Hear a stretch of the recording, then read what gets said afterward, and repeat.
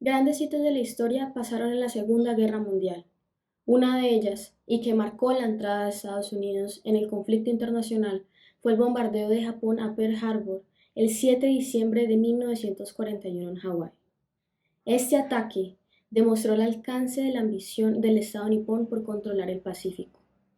Sin embargo, esta aspiración no inició en 1941. Esta se desarrolló en su carrera siglos atrás por dominar Corea, la provincia china de Manchuria y posteriormente las colonias europeas y estadounidenses como Guam, Filipinas, Malasia, Singapur, Tailandia y Wake. Lo que nos compete aquí es preguntarnos, ¿por qué Japón tomó la decisión de atacar Pearl Harbor? ¿Qué los llevó a medidas tan audaces? ¿Y cuáles son los factores o cuáles fueron los factores que incidieron o determinaron en la política exterior japonesa?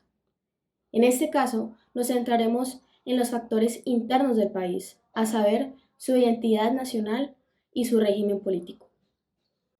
La historia de Japón viene acompañada por conflictos entre las élites por el poder político de la nación. Sin embargo, esta vez nos focalizaremos en aquella que vio una ruptura a finales del siglo XIX en el régimen político japonés al ingresar a un modelo imperial, dejando atrás el sistema feudal vigente. Hablo de la restauración Meiji de 1868. La restauración acabó con los privilegios de los samuráis como una élite militar y también acabó con el shogunato, una figura que históricamente había reducido el poder económico y político del emperador.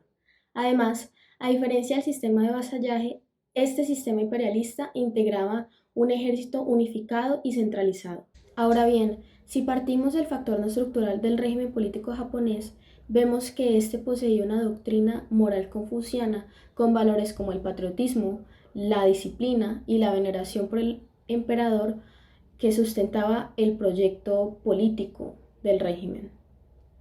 En consecuencia, el nacionalismo aumentó sobre la población japonesa debido a que estos sostenían una imagen nacional poderosa frente a las victorias que tuvo el país con el conflicto entre China y Rusia en las guerras sino-japonesa y ruso-japonesa a finales del siglo XIX y principios del siglo XX.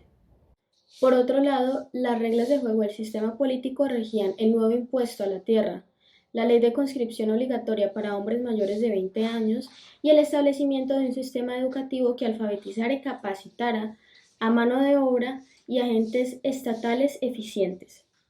Asimismo, la estructura de autoridad del Estado nipón tomaba como líder central al emperador, donde cada oficial debía rendirle máxima obediencia al ser considerado éste una divinidad. Además, aparte del emperador, el ente con mayor importancia era el ejército, que configuró una economía de guerra y que cambió los patrones de autoridad en el régimen político. Otro punto fundamental interno que incidió en la toma de decisión de atacar Pearl Harbor fue la asfixia económica por la que atravesaba Japón. En primera instancia, geográficamente el territorio japonés no posee los recursos energéticos como petróleo o carbón esenciales para una economía de guerra, por lo que para no caer en una crisis económica por desabastecimiento, necesitaba obtener esos recursos naturales en el exterior, siempre teniendo como objetivo la autonomización económica del imperio y el desarrollo de un proceso de industrialización exitoso. Sumándole a esta situación, el embargo de 1941 proclamado por el presidente estadounidense Franklin D. Roosevelt avivó los ánimos japoneses al congelarle el capital financiero que tenían los Estados Unidos y al bloquear la exportación de hierro, de municiones, de armas, de combustible para aviones, de carbón, de cobre, entre otras. Así pues, es factible observar que el sistema político japonés tuvo un proceso de cambio profundo pero gradual en su régimen político, en vista de que se cambió, se reemplazó al grupo gobernante y se transformó la estructura política, social y económica del país.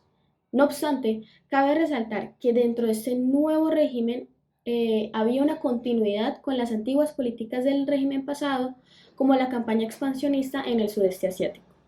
Por otro lado, la política exterior del Imperio del Sol naciente solo presentó un ajuste, ya que no hubo cambios básicos en la transformación de su régimen político. Sin embargo, a pesar de que Japón podía continuar con su objetivo de apoderarse del territorio que comprende Indochina, Este tenía que tener en consideración a un enemigo importante dentro de sus cálculos de dominación, Estados Unidos. Para terminar, la estrategia japonesa de atacar la base estadounidense de Pearl Harbor provenía de su política exterior imperialista, la cual se construyó a partir de redes ideológicas, militares y económicas de la élite política y de su poder que veía al Pacífico como un área geoestratégica para su máxima expansión. De esta manera, no podemos olvidar que Japón tenía la necesidad de espacio vital o áreas pivote para apoderarse de recursos geográficos y naturales, para hacerle frente a las potencias occidentales y para reclamar un puesto y tener el reconocimiento de los estados en el sistema internacional.